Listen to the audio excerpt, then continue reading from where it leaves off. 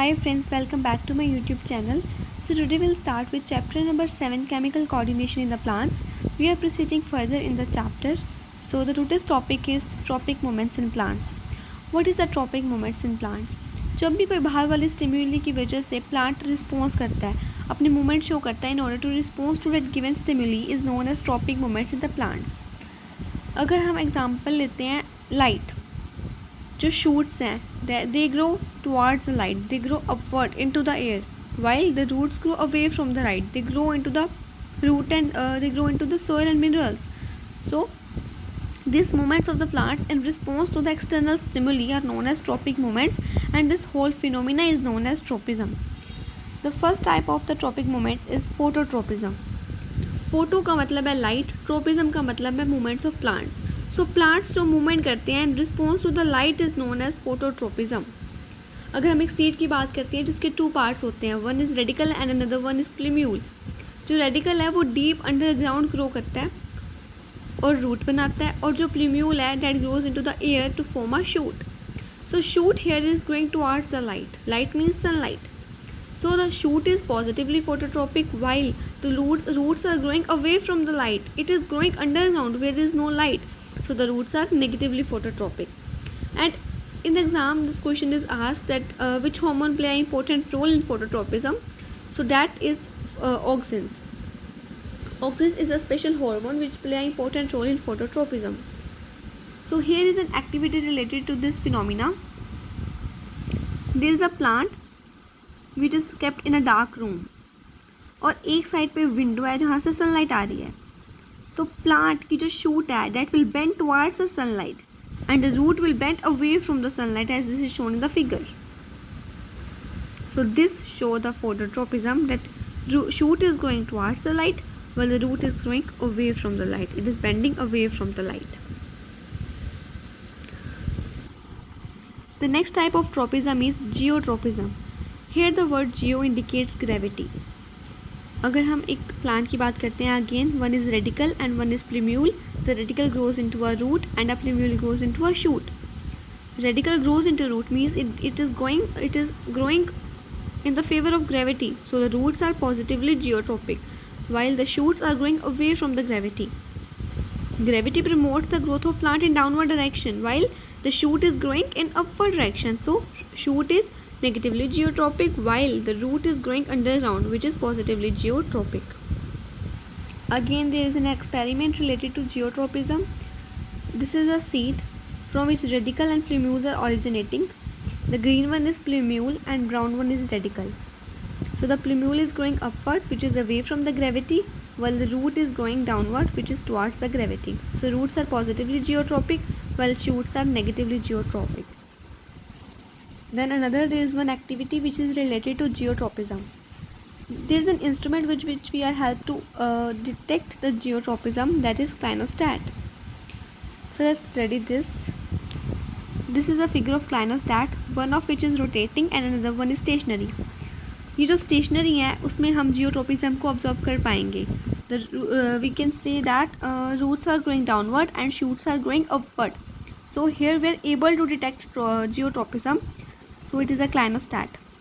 ये भी एक क्लाइनोस्टैट है, लेकिन यहाँ पे हम जियोट्रोपिज्म को डिटेक्ट नहीं कर पाएंगे क्योंकि रोटेट कर रहा है. रोटेट करने की वजह से पूरा जो प्लांट है वो इक्वली इन्फ्लुएंस्ड है ग्रेविटी से, तो कोई भी part of the plant show नहीं करेगा जियोट्रोपिज्म. कोई भी ग्रेविटी के अगेंस्ट या फिर ग्रेविटी के फेवर में बेंड नहीं करेगा, बिकॉज पूरा का पूरा प्लांट इक्वली इन्फ्लुएंस्ड है ग्रेविटी से. So that is why we are able to detect the presence of geotropism only in a stationary clinostat. The next one is hydrotropism. Hope so will be able to complete the chapter today itself. So hydro, as the word indicates, hydro means water and tropism means movement of the plant. So the movement which the plant show in response to the water is known as hydrotropism. जो roots होती हैं वो soil and minerals के towards grow करते हैं क्योंकि roots में पानी है. So the roots are positively hydrotropic while the shoots are growing away from the moisture. So they are negatively hydrotropic. Then there is thigmotropism. This is one of the important topic of this chapter. Thigmo means touch and tropism means the movement of the plants. So the movement that the plant will show in response to the touch stimuli is known as thigmotropism. Here are some examples which we need to learn. Cascata, it is one of the important plant that show थिग्नोमोट्रोपिज्म.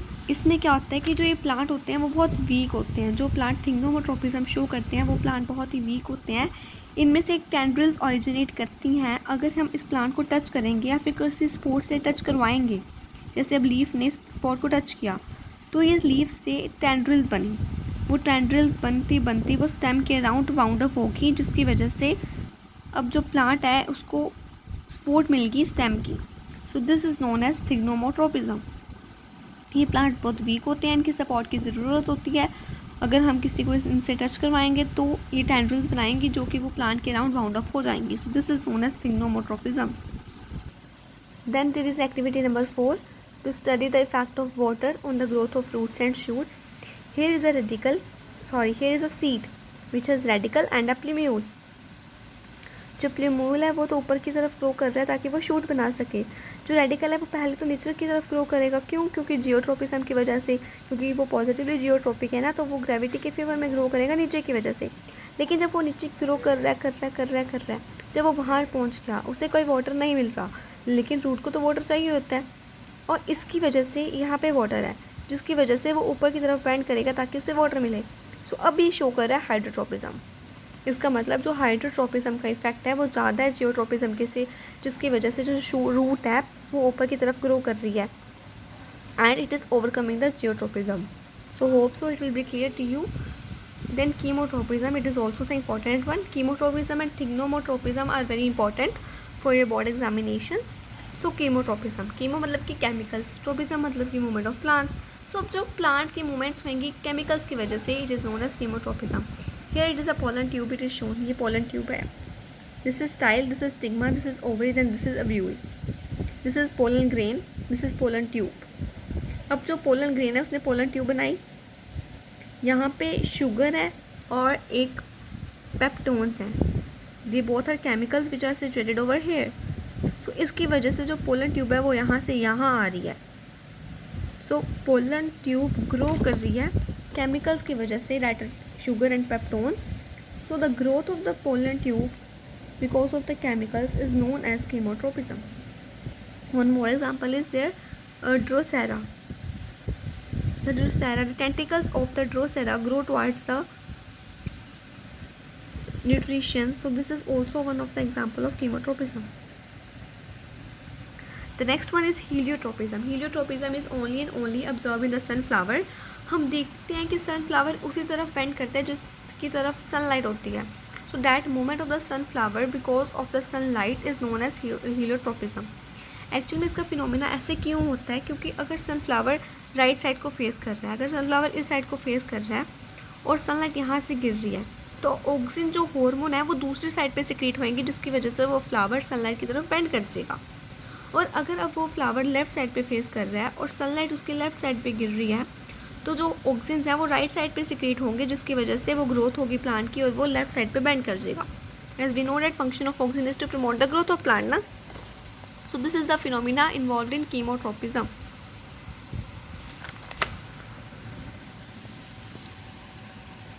Then sooner I will be providing you the notes of this chapter. The important questions will be highlighted. Hope so this chapter will be clear to you. If there is any doubt, then write me below in the comment section. I will be always there to help you all. Thank you.